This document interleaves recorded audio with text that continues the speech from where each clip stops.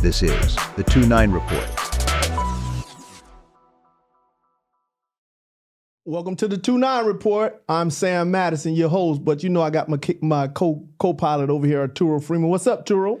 All is well, man. Happy to be here. Episode 2. I'm excited, man. Absolutely. We got a whole lot to talk about, man. Hey, right out the bat, man, elephant in the room. Tyreek Hill on his way to the stadium, face down on the ground, man. That it's a whole lot that entails of that. What's your thoughts? It's a lot floating around. You know, when you get on Instagram, different social media pilots that are going on. I've heard, quote, I've just heard, this is not nothing that I know for sure, that possibility of it was a call-in to a different cop, meaning the fact that one spotted him speeding on one area. The motorbikes cop stopped him close to the stadium. From there, it gets ugly. Well, here we go. Wake up in the morning. Boom. We have to stay in the hotel, first of all. And then you're going to wake up early, going to get breakfast. Some guys don't eat breakfast. They just have to check in, then they're going home. Then they're going, somebody's already washed their car. They got their outfit laid out. Absolutely. You get in your mind, right? Excuse me, because there is a little time in there, but you have to be at the stadium 2 hours before. Right. Traffic is very minimal. It's not a whole lot of traffic when players are going to the game. It does pick up around the stadium because fans are out there tailgating and all these different things. Right. But on my way to the game, I know I have a playlist being played. Oh, it's about to be pumped. It's about to be pumped. I'm jamming, I'm vibing, I'm getting ready, and now I have the stadium in the horizon. Now I start to calm down. I start to get a little, but when you drive fast cars, they can't do nothing but go fast. They're meant to be driven fast. Absolutely. And I learned that the hard way. And, on both sides of the coin, right? So in Davie, Turo always had fast cars, this, that, and other, speeding down the highway, get pulled over. He was facing the opposite direction, and I was going down. And this is something that I learned a long time ago. I'm doing well over the speed limit, and I see the cop. And there's a median in the road. And my father was a cop, 25 years, and everything that Tyreek said, hey, my hand was on the steering wheel, this, that, and other. Went through all of that. And I stopped and I waited for the cop. He pulled in behind me, boom, boom, boom. Hands on the steering wheel, license and everything already ready. Right. I had my buddy with me. Right. And actually, it was Brock Marion. Oh, wow. So Brock is in the seat. I like, Brock, man, please just come get me out of jail. Because I knew I was going to jail. Right. Absolutely. He goes to get my stuff, goes back running. He was like, Sam, man, listen, I know who you are. Right. He was like, today is your lucky day. He was like, because there are a couple of officers that's on and I'm not saying that they're bad. Right. Because that guy was supposed to take me to jail. Rule oriented. Right? That's the rule. It is what it is. It is what it is. Right. So he's like, I'm going to give you this ticket. You got to go to court. I'm going to be there, this, that, and y'all handle that. But he's like, Sam, there are Jet fans on our staff. Yeah. There are Patriot fans on our staff. Right. And there are Buffalo Bill fans on our staff. And Sam, if it was this one person, he's like, you'd have been going to jail today. Absolutely. It made embarrassed. Yeah, embarrassed. Right. And from that day forward, even though, like I say, I'm a child of a cop, doing everything, we do stuff and it happens, right? But I've been watching videos on Facebook and all of those different streaming, and I see cops, guys roll down their window about this much, stick their stuff out there. Right, because they're scared. Yeah, and it doesn't matter if it's a black guy or a white guy. It doesn't matter. I've seen them raise it and like, here, man, take my registration, do this, that, and other.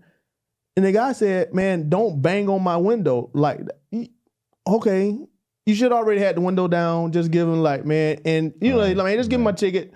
I'd have been in the same way. Right. But just understanding, the whole situation, because they are not Miami-Dade cops at that point. They are hired by Hard Rock Stadium. Right. But there still are rules, and there are rules in place for a reason. Right. But you got pedestrians. after just sitting there and just watching it, And you know, he came up and he was banging on the window like boom, boom, boom. And He's like, man, don't bang on my road. It's 9,000 degrees and you want me to keep my window down when I've already given, like, don't roll your window back up. Like, why can I roll my window back up? I don't want to be sweating. I don't want to get dehydrated, whatever the case may be. And of course he got on wife beater type t-shirt. Yeah, it's hot. Like, hot, but that's how he walks to the state. He comes to you're going to be in a 3-piece suit, but that's not cheetah. I'm not going in a 3-piece. I'm going in a t-shirt and another one, because if you sweat up, if you sweat out, you got to have a change of clothes. I'm on the same page with you, Sam. I don't know the protocol from point A to point B when I'm talking about concerning the cops, and should he be banging on the door, or should he be saying, hey, lower your, I don't know if Tyree had tent. Oh, he had tent. Even with where whoever was filming, and I know people are talking about dark tent, but the angle whoever was filming, they already told whoever to get back, they filming across. I could see him in the window with a wife beater on. Right. With the window all the way up. So what are you talking about? And more than likely, somebody was videotaping it from their phone. Everybody. So the windows weren't too dark, if I'm not mistaken, or my eyes. And he can hear you at this point. At this point, you're inches away from the window. Sir, roll your window down. He can hear you. Yeah, he can hear you. But like you said earlier, something about getting in game mode. I think what happens is alter egos. You're pumping your music, you getting ready, you thinking about how many touchdowns you're going to score. You thinking about who's going to be at. You just a lot goes through your mindset. And like you said earlier, fast cars are needed to be driven fast. At that point of where, and most people don't really understand where they are and the type of situation that it is, for as F1. All right. That is the back stretch. Right. Of absolutely. F1. Who's not thinking that? I'm thinking about taking my defender sometime. Like, let me hit it. But I got to be smart. So at the end of the day, fast cars are meant to be driven fast. But at the same time, there are rules. It's just simple as that. There are rules. Now, inside the rules, the exchange, the conversation, my alter ego's in place, the cops' alter ego's in place because they're angry. Something happened in between that we weren't there. Something happened in between those few minutes from the exchange of knocking on the window to rolling the window down. There was no exchange. All it was he was parked there. He was waiting. Like, if Cheetah would have had the ID and registration already out, he would have took it and walked away? Yeah, he walked away. So you don't think he would have said something funky or something funny, because he seemed angry? First, because like you just said, I don't know the part where, and that's why I tell people all the time, listen, man, when y'all doing stuff, you can't outrun the walkie-talkie. Oh, the eye in the sky don't lie. They You said with cannot football, outrun the walkie-talkie. You can't do it. You can't. So calling ahead, you speeding, you're going here, you're turning, and you hit this, you're going to hit this back stretch of F1. You driving the right car today. You pull that car for that. You listen, you pull that car for that because you thought about that, like, I'm going to hit that thing booming. I'm going to hit it. I'm going to slow down. The thing is, I'm sure they got themselves a Stu Weinstein. There is. At the end of the day, you know. And his name is Drew. And the fact that at the end of the day, when you doing these things, you pull up to the side. Like you said, you already had the stuff ready. But I've already called Stu. And I said, Stu, and I told Stu the whole scenario right then and there. And there's a phone call. There's a phone call going to whoever's stopping you. Your former agent, Drew, and while he's getting slammed, hey, Drew, I'm getting arrested. I'm throwing you to the ground. Listen, you may have to meet me at wherever they're going to take me. I'm just grateful that it didn't turn out worse, because it could have been worse. Yeah. It wasn't good as it seems on TV and all the social media outlets. It wasn't a great scenario, but at the end of the day, Cheetah made the best of it. Yeah. Over 100 yards. And I thought he was gonna go for 300. Oh, he was doing the signal and all that. So I told everybody at the tailgate. Hey, I must say, guys, listen, first ever tailgate in my I still haven't done it life. Yet. I still haven't done it yet. Unbelievable. And I ran into Damian Gregory. Oh, DG there. Oh my.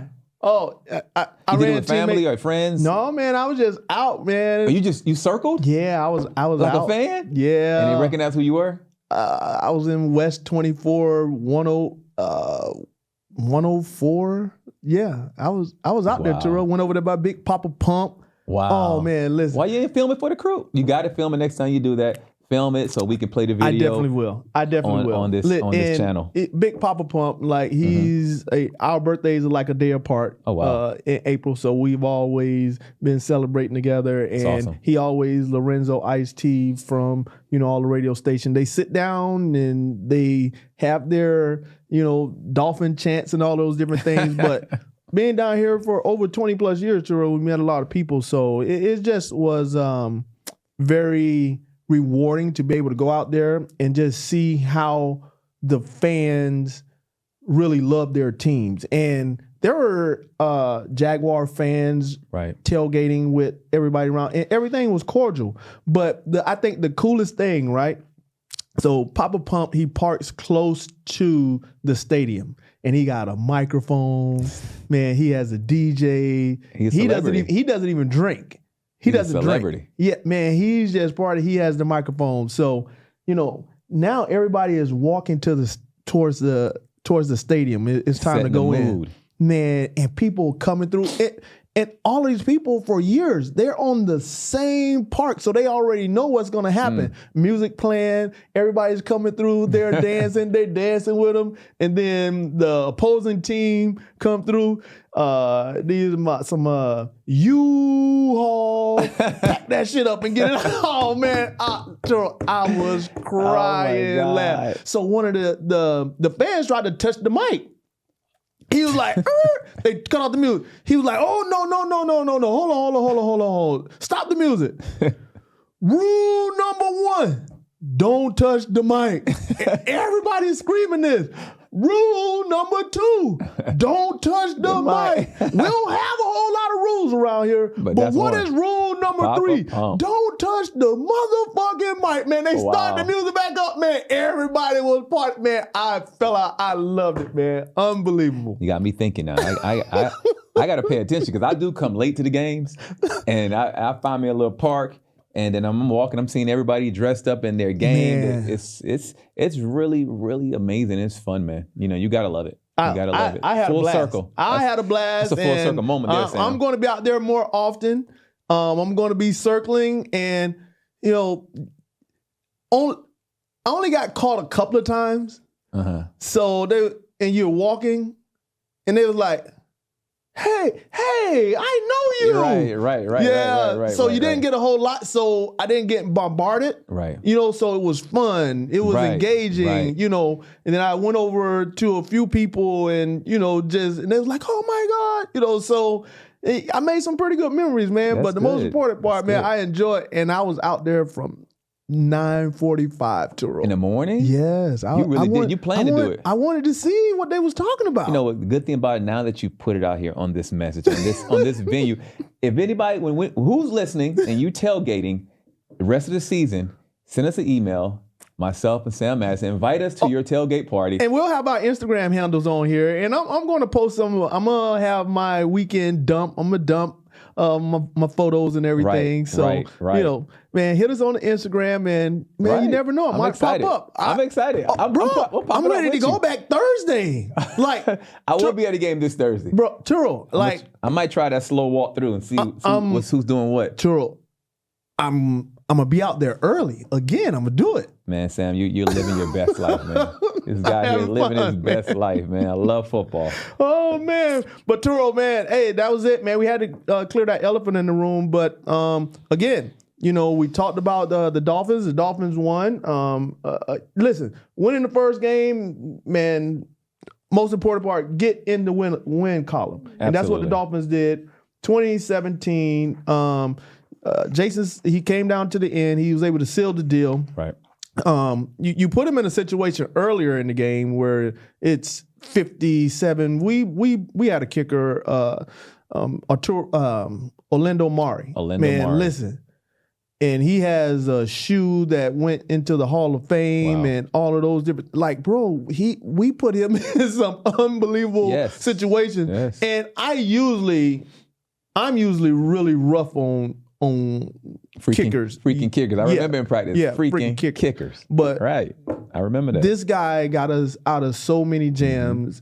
I never really, with Orlando, really, went in on him because we put him in some really tough situations. I remember we were in Denver, and he had to kick like a 63-yarder to win the game, but yet still he kicked a couple of others, but there's no altitude. Right. So the ball floats, and he was able to get it through, and we won those games. Pat ended up coming up with an interception. We ended up moving down the field and kicked that game-winning field goal. So, we can't be putting him in those situations. You don't want to. And I thought Mike did a very good job. And remember we talked about injuries? Right. You look at Raheem Mostert, only 6 attempts, something of that nature. And that was one of my keys to victory, was him having a really good game. 6 attempts, 9 yards. Right. H stepped up. Yeah. That's one of the but you mentioned that last series about last episode about what was needed to be happening, who needed to do what. We talked about the big 3, we laughed about the big 4 because of the contract, but the big 3 showed up, 2 of 338 yards passing. Yep. Hill 130 yards receiving. Waddle 109 yards receiving. And with Hill, he could have had another. It was just over. Remember, we had the half roll, right? Running the dagger deep sail route, right? Like you have to have fast guys to run that. And Tua, we know he had that arm strength, but he was running all over the field. But they're going to come back to that, and they'll hit it. I love it, Sam, because truly what I did see Mike do was establish the fact that because he knew he didn't have Raheem starting first, so he wanted to go east-west. Yeah, it was a track meet for him. He wanted to go east-west. He wanted the Jacksonville Jaguars to be able to run. So you start early off in the game. A lot of east-west plays, screens, getting H-in going. I didn't see a lot of vertical. And when I didn't see the vertical, I said, okay, if we don't go vertical early, Jacksonville has a chance. Yeah. When the score was close, and then the great play by Holland on the punch out. Practice that all the time. Great technique. Oh man, Javon is a master at that. They practice on a consistent basis. They have circuits that you go around, and everybody does it, right? Because we always talk about get the ball back, and in that situation, that was huge because they were in the red zone getting ready to go in and score. So to punch it out, and then you look at being able to recover the ball before it goes out of the back of end zone, heads up plays, by those guys. That score, if ETN doesn't fumble, it's a different outcome. Absolutely.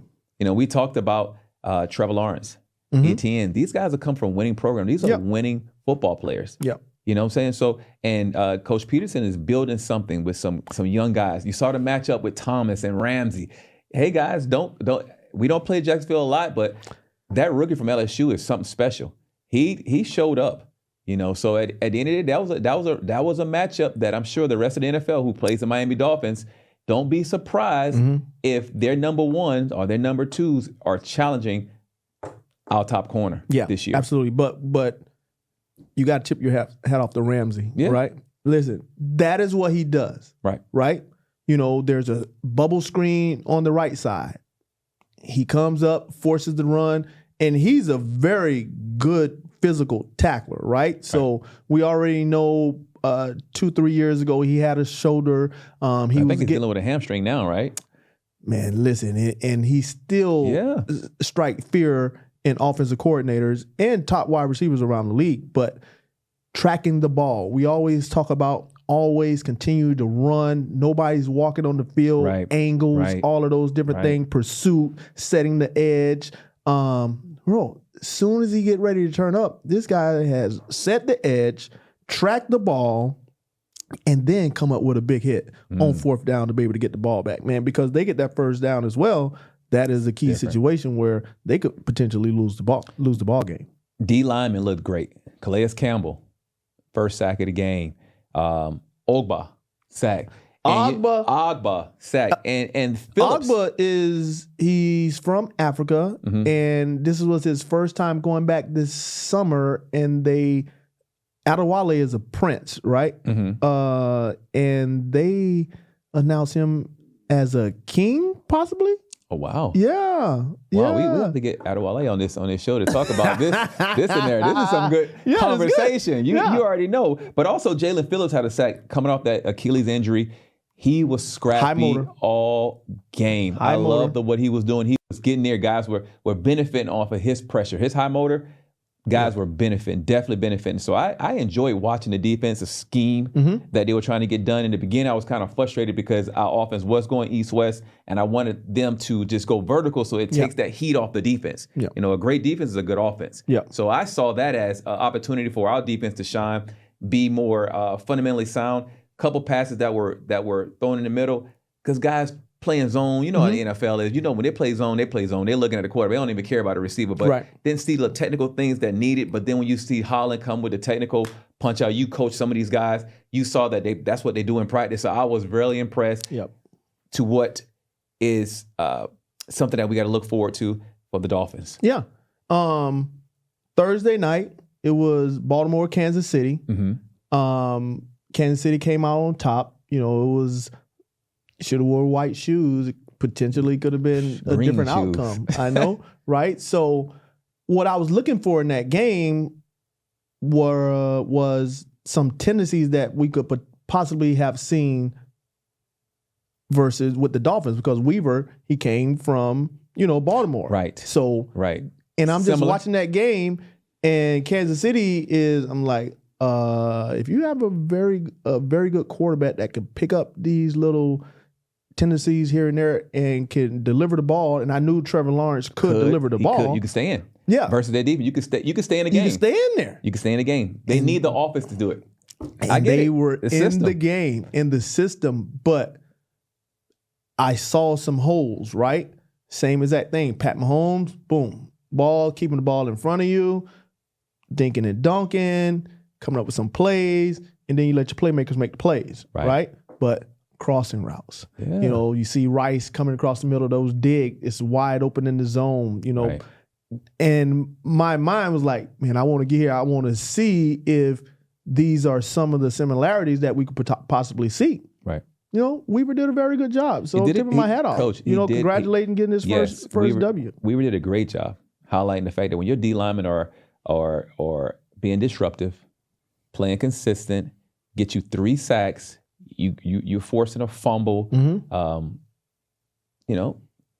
Offense is just playing around. We were the better team. Yeah, we definitely were the better team. I understood that. And we talked about heat factor, because normally you get a team coming from the north. They come down here in New York. It's probably in the morning, 1 o'clock, like 75, 80 degrees, and then no. Jacksonville was from right up the road. It's hotter in Tallahassee, Jacksonville, in the Panhandle. Right. Like for here. me thinking about, but we were the better in shape team. I saw guys from Jacksonville cramping up, having to go out the field, that. But we knew that it was going to be a physical football game. Yes. They weren't going to back down from the weather because they're used to it. And it was going to be who made the least amount of mistakes. Right. You did see it in the third quarter, a lot of missed tackles. Yep.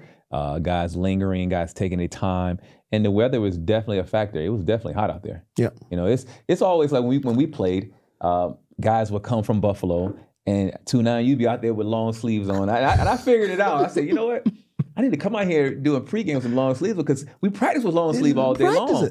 All day long. We always, to this day, I'm always having long sleeve sweatshirt. It's a mindset. You know what I'm saying? So you coming from the north, you seeing this guy here, and it's 100 degrees on this field. And you seen him out there with a long sleeve on, and I'm already hot in my short stuff. I don't even want to wear a T-shirt. It's mind-boggling. It's mind-boggling. Now, especially the way the stadium is, and I'm on my sideline, I can't get a break. No. Can't get a break. The sun is all in my eyes. Listen, that's a lot. Yeah, it's a lot. And fans and a lot of people don't really know, like, you're responsible for what you have on your sideline. Each team is responsible. So in the winter, when we have to go up north and we have to play, we have to supply our own heated benches and the fans and all of that. So yeah, you come up with these little tarps, man, it's not gonna work. It's not gonna work. And I always love that if we kept the game really, really close, especially at halftime, it was gonna be a problem when whoever came back outside after. Because you go in the air conditioning, you're like, oh yeah, it feels so good, this, that. No, it's when you come back out. That is when you have the problem. Right. It's hotter. It's hot. You remember in practice when we during the middle of the day, we used to be laughing like, oh man, this is before we didn't have no bubble. No. And it's raining outside, cats and dogs during lunchtime, 12, and we were like, man, God love football. I'm trying to tell y'all. Literally turn your back, it's steam coming up from the grass. We going on that field to practice today. Hey, time to go. Yeah. It's time to go. Because everybody down here, we understand that these bands, they come through, and guess what? We still in hurricane season. So it's specific time that it's going to rain every single day. So Jimmy is definitely looking at the monitor. Hey, we got to cut this meeting short today, guys. Hey, we're getting ready to go on the field. Get some of that sun. Yeah, so we can get this sun because it's about to storm at this specific time. Right. So that's why, the weather tracker and all of that. It's important. Man, very important. Important. College football. I'm excited, Sam. I'm excited. Man, listen, of course, we already knew that they were moving up. Right. Okay. We knew what was going to happen in that situation. Right. But playing Florida A&M, listen, people say, oh, Sam, who you? Listen, you cut me, I bleed orange and green. Right. Right? So Florida A&M, University of Miami. Wow. And then, the rest of the world? Yeah. Is everybody else. Okay. When we talk about the state of Florida. Like, and some fam, they just don't cheer for Gator fans or Florida State fans or Right. I went to Louisville. Right. I'm from Florida. Right. My first love is, like I said, FAMU, then and then everybody. I'm a Miami, Gator, and then a Florida State fan. Okay. And I'm from North Florida. Okay.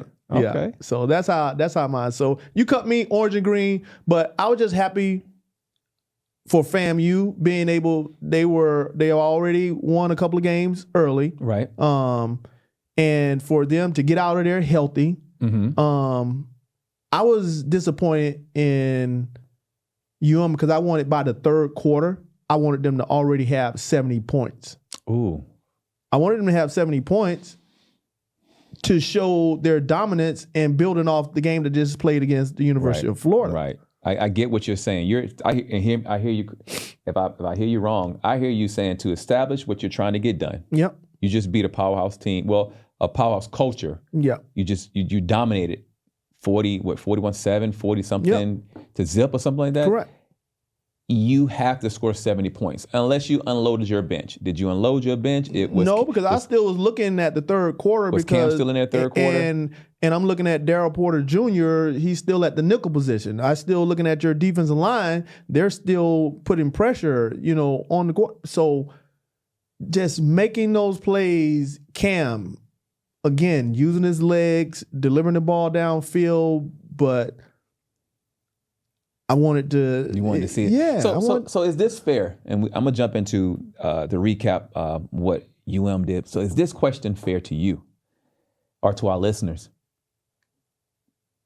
Do we think that they're built that way, or are they more a 28, 35 point type of team? So that is two teams in the state of Florida.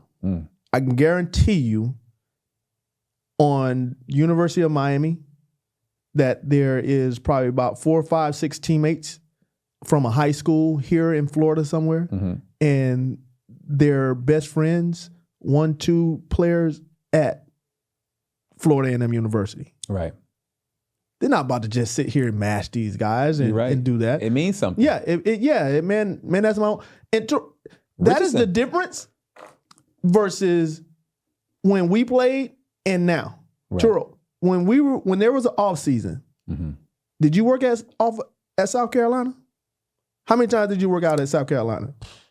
Not much at all. Not much at all, because you had a stipend that you had to be here. We were here.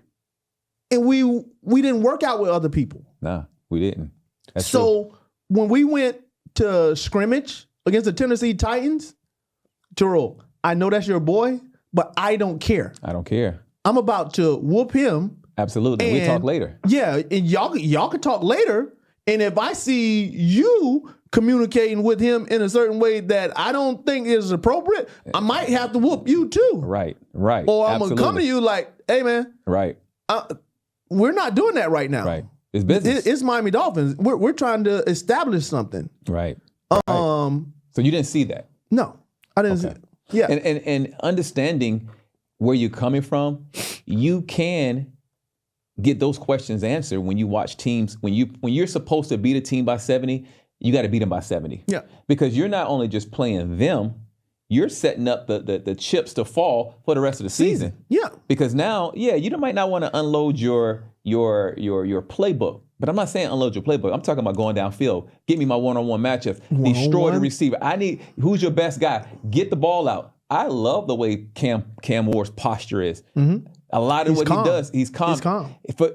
For me, he's a safety's worst nightmare. I played free safety, so understanding the fact that a guy that smooth, he sits me. He's going to have me waiting. He's going to have me looking. If I didn't do my studying the night before, or the 2 days before, or the game plan before, understanding who he is, what he does, how he moves his shoulders, his mechanics, and the hands off the ball, knowing that type of guy can run as well, but he wants to sit up and pass. If I didn't do my homework, he's gonna make me choose a side. Yeah. All day long, because he's so speed methodical of these wide receivers is giving him opportunity to be able to stretch, and they're making plays for him. They're making plays for him. Yeah, sure. But we got to switch some gears. Colorado, Prime. This is the part that people don't understand. Yes, and like last year versus Oregon or Oregon State, whatever, the guy was like, oh, it watches and all. Like, Prime is trying to get his program, and I'm looking at Nebraska, right? They just got a new coach a couple of years ago. Matt Rule, Bro, those dudes, they look stronger. They look faster. They look hungrier. Right. So, they're going against Prime. They're going against Dion. These kids, they watch your Instagram reels. They see all the things that you're doing for those kids, and Prime is doing a heck of a job. Like, absolutely. It takes 1, 2, 3 years for you to really turn your program and get the players that you really need to be able to compete in your division, and it's happening. He's doing a very good job. Portal, all of those different things, but it still takes time. It does take time, and hats off to Prime. I mean, my Deion Sanders joke. Remember, in I think it was 2004. I think it was. He was still broadcasting. Remember, he came in the locker room and y'all had him call me out or something stupid. I'm like, Deion Sanders is calling me. I'm a young dude. These clowns. Turo, I'm looking for Turo. I'm like, man, come on. What you want, Prime? But he's doing a good job. Yeah. 29 guys out the portal, something like that. New faces across the offensive line. What he's doing is a phenomenal job. But understanding that you have guys that this is their Super Bowl. Yep. Everybody's going to play him because of what he has said, because of who he is, because his son does have the first-round pedigree. He's doing a fantastic job with what he has. So all these things. So how can I get famous when I play these guys? My Instagram is on autopilot. If I'm a young dude, so if I go to beat him, I'm posting that. So that's whatever bulletin board material is needed. Prime done gave it to everybody a year ago. Yeah. But he's still doing a fantastic job. And I think that he's close. He's close. Because we understand that when he gets it all the way the way he wants it, it's going to be untouchable. And he has the gold in his back pocket too. Yeah, he and Nick Saban are, they're doing their Aflac commercials a lot together, and I'm pretty sure that he is definitely, getting them X and O's, those gems, I mean, And Saban is fine. I'm not a jump off the building like I see Saban, I'm running. I'm not that, but he's a wealth of knowledge. And he's funny as heck too. Like, he bro, is like he's a funny guy. Really, he got a lot of really stories. Funny. Yeah, he has a lot of stories. So I'm not saying that, I hate the guy, with this, that, and other is all business, but yet and still if I was Prime, I was in a situation and I have that guy right there, and when you're shooting those commercials, you're there for a couple of hours. Like, right.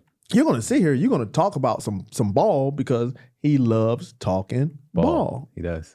Man, also I was out at American Heritage, and who did they end up playing? Chaminade, Chaminade. Yeah. Chaminade got that W, huh? I met a kid. I was standing and I was watching the game. Like, I like being spectator. I love being in the stand. I really don't like being on the sideline. Right. You know, because people, man, I like being in the stands. And I was talking to this young man, and he had been following Chaminade. He's from Boynton Beach. He's like, man, I've been following this team for the last couple of weeks.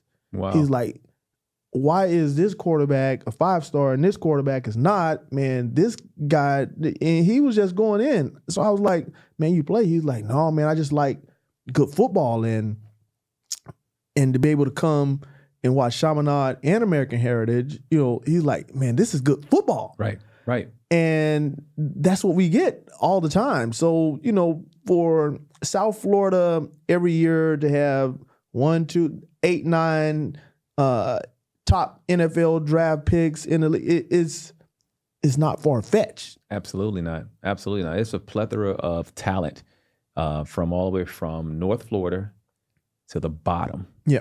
I mean, back in the day when I was first here in 2000, I would hear college coaches say, hey, you can't miss. You know, everybody wanted to have at least one guy on their roster that was from this area. A, he brought a swag. B, it's tough. C, fast. Yeah. You know, so who doesn't want a guy from here? Yeah. You know, so it is what it is. I mean, it's you know, I'm not gonna sit there and throw all in, because you can't forget South Carolina now. And we got that good weather too. You know, that leads me to Beamer ball. You know, let's hats off to Beamer ball.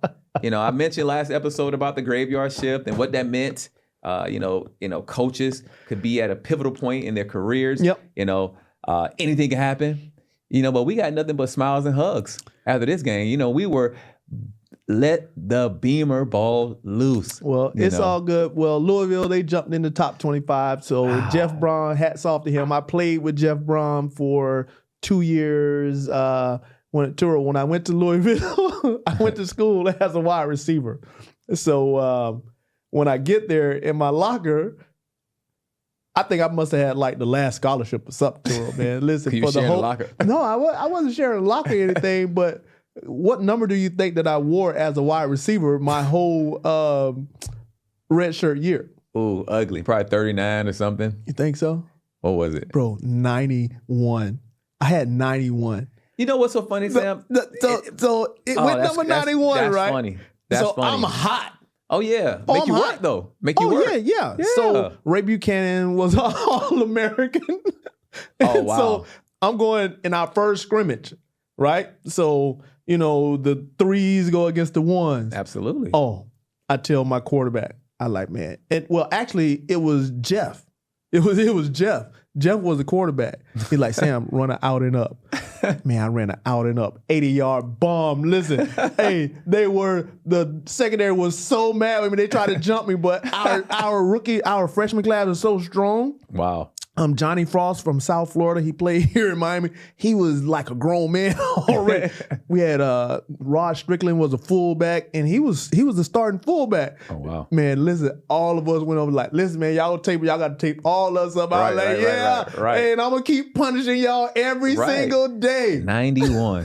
91. Did you take any pictures in the 91? I did. With Coach Howard Snellenberger. I did. Oh, yeah. You got to put it on the photo dump, too. Darryl card. Absolutely. Oh, wow. Wow. Hey, man, wow. Listen. Hey, Turo, great show, but we got to finish up strong. Hey, we got a Thursday night game. Buffalo Bills coming in town. They were able to get a victory. They didn't look too good versus Arizona. Ended up winning 34-28. But, hey, they have Josh Allen. What are your key takeaways coming this Thursday about this game? Got to stop Josh Allen. Anytime you play against him, one of the top 5 premier quarterbacks in our league, it's going to be a show. Yeah. You know, I think with his strength, arm strength, with his talent, with his vision, him understanding the game and understanding the fact that he's beat Miami. Yeah. Understanding the fact that he's been here plenty of times. He's not going to get rattled by the heat. He's not going to get rattled by anything. He has to win. He has a different unit that he's playing with now because of money. We know in the NFL, it's all about the money. You lose a couple of key receivers that are missing. Gabe Davis. On the back end, Poyer now is with the Dolphins. So when you look at this matchup, I expect this to be a pivotal point for not only Buffalo, but for us. The key takeaway for us is the fact that we got to play good defense. Yeah. We got to stop them. We have to stop Josh. And Tua has to continue to be a vertical threat, timing and a vertical threat. So those are my key takeaways. If we do what we're supposed to do and continue in that 300-plus yards per game, we should be winning 21-14, 21-17. For right now, fans, don't get all crazy because we only these close games. Mike has a lot of things cooking. Yeah. So these 21 points are tough to get in the NFL, guys. Yeah, absolutely. When you're talking about for as defensive coordinators over the last 5, they take a 5-year assessment of everything of scoring, and you normally want to be under 17 points as a defense of giving up points, and then you have a very good opportunity of winning the football game. So if we can keep those guys under 17 points, that means you have a chance. But, my key takeaways, again, James Cook, he's coming home. They're going to try to unleash him and give him the ball and put him in situations, to be able to out in one-on-one space because of all the blitzing that Weaver does. So we definitely have to do something with Cook. But Josh Allen, keeping him in the pocket. Right. He is a turnover machine. He had another one, careless with the football. So continue to keep pressure on him and make him do something uncharacteristic, like meaning extending plays, and hopefully he lose a couple of balls here and there. And then, my third one is Mike being able to control the game flow, how it's going. Right. Like it's 13-14, like you need to establish the run. Right. Manage the game. Manage the game. Right. Manage the game. Game manager. That's big. That's something that's big, Sam, because when we look at Kansas City, the HC does an amazing job of managing the game. Yep. He's so wrapped up in what's next, what's that, so methodical in this and that. I mean, not the first couple of plays, the first series when they played in Baltimore, I was like, this something different. They just gave you another wrinkle. He managed it right. He knew the fact that he couldn't go north-south early on. So let me go east-west for a little bit. Stretch him out. I agree with you 100%. That is a great key takeaway for this game on Thursday night is how well does Mike handles the game plan? Yeah. It's going to be in our advantage. Hey, it's early in the year. It's going to be hot as heck. It could be raining. It could be anything. Like who really knows? But we have to take advantage of these early games. And, unfortunately, it's not a 1:00 game. It's going to be a night. So they're going to get off a little bit easier, because of the timing. But we're looking for the Dolphins to come out victorious and be top of the AFC, because that's going to be our key to get to where we want to go, and that's to a Super Bowl. Hey, thank you guys for joining. I'm Sam Madison. Arturo Freeman here. Hey, man, we had a great show, and thank you guys for joining, and look for another show of the 2-9 Report. We out.